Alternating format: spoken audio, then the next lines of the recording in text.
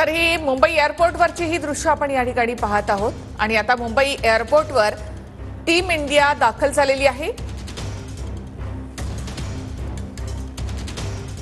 तर मुंबई एअरपोर्टवरची ही दृश्य आणि टीम इंडिया आता मुंबई एअरपोर्टवर दाखल झाली आहे।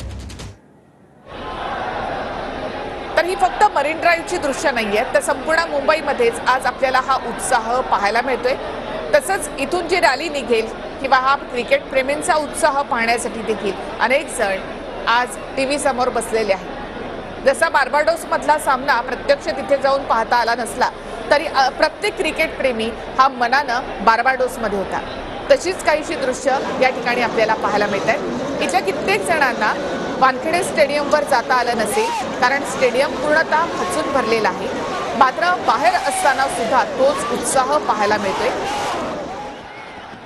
यातल्या कित्येक जणांना माहिती आहे की आपल्याला जवळून क्रिकेटपटूंना पाहता येणार नाही, विश्वविजेत्या टीमला आपल्याला जवळून पाहता येणार नाही, अनुभवता येणार नाही, तरी सुद्धा प्रत्येक क्रिकेट प्रेमी या ठिकाणी दाखल झालेला आहे। जेवढा मोठं योगदान म्हणजे अंतिम सामन्यामध्ये किंवा विश्वचषकामध्ये योगदान हे टीम इंडियानं दिलेलं आहे, तर त्यामध्ये आपण देखील त्यांच्या कौतुक सोहळ्यामध्ये सामील व्हावं यासाठी क्रिकेट प्रेमी आवर्जून या ठिकाणी दाखल झाले।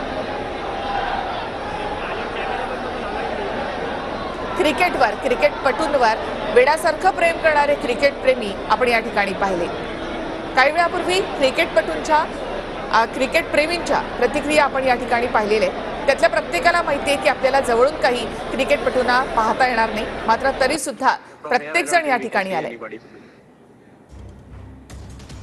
तर प्रत्येक सामन्यामध्ये आपली चमकदार कामगिरी दाखवणं, त्यासाठी मेहनत घेणं, हे जर क्रिकेटपटू करत असतील तर आपल्याला विजयाचा आनंद मिळवून देणाऱ्या या क्रिकेटपटूंचं स्वागत करण्यासाठी आणि त्यांचं कौतुक करण्यासाठी म्हणून क्रिकेट प्रेमी या ठिकाणी आवर्जून उपस्थित आहे। तर मुंबई एअरपोर्टवरची पूरा देश मांगना चाहिए।